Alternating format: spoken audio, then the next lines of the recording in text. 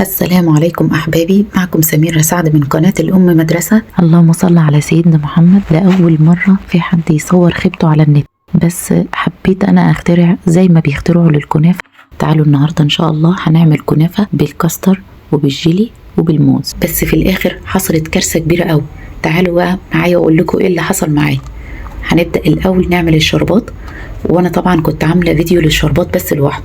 بنحط 1.5 كوباية من السكر عليها 1 كوباية مية، وأول ما تيجي تاخد غلوة نعصر عليها عصرة ليمونة ونسيبها 7 دقايق بالظبط، ونحط عليهم رشة صغيرة من الفانيليا ونقفل عليها. يلا بينا نحضر الجيلي. هنحط باكت الجيلي وعليه 3 معالق من السكر وعليهم 1 كوباية مية مغلية ونقلبهم مع بعض، وبعد كده هنحط عليهم 1 كوباية مية ساقعة ونقلب.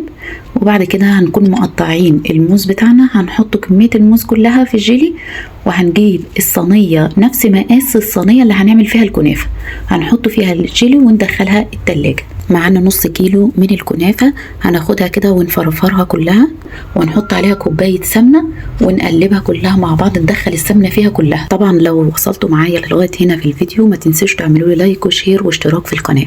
وبعد كده هنبدأ ناخد الكنافة بتاعتنا دي نفردها في الصينية نفس المقاس اللي انا قلت لكم عليه بتاع الصينية اللي انا حطيت فيها الجيلي. هندهنها بالسمنة، وبعد كده هنحط نص كمية الكنافة وهنضغط عليها كويس قوي علشان تتماسك معانا. نبدأ في الوقت ده نصلي على النبي. اللهم صل على سيدنا محمد صلاة تحسن بها الأخلاق وتيسر بها الأرزاق وتدفع بها المشاق وتملأ بها الآفاق، وعلى آله وصحبه وسلم صلاة دائمة من يوم خلقت الدنيا إلى يوم الطلاق. نبدأ نحشيها بالموز والمكسرات اللي موجودة عندكم. أنا حطيت زبيب وجوز هند، والمكسرات دي على ذوقكم، مش عايزين تحطوها عايزين تحطوا الموز بس انتوا حابين، بس أنا حبيت بقى إن هو اختراع نأفور، يلا نأفور مع بعض.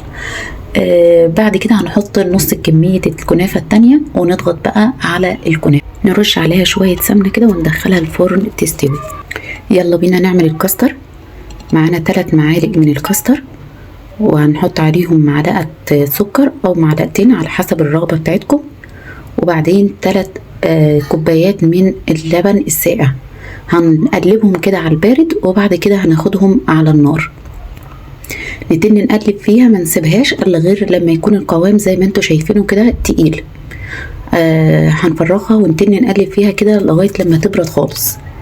طبعا الكنافه بتاعتنا خرجت، هنبدا نجيب الشربات بتاعنا وهنسقيها كلها بالشربات. هنحط الكاستر بتاعنا على جنب كده ونخرج الجيلي اللي احنا كنا حاطينه في التلاجة. وهنا حدثت الكارثه، ان انا قلبت على طول الكنافة. المفروض استنى شوية لغاية لما الكاستر بتاعي يجمد، بس انا استعجلت. فانتوا ما تعملوش زيي، استنوا لما الكاستر بتاعنا يبرد الاول، وبعد كده نقلب الكاستر والجيلي على الكنافة اللي احنا عملناها. بس الحمد لله الامور عدت على خير واتاكلت الحمد لله، وطلعت تحفة جدا. جربوها ويعتدعوا لي.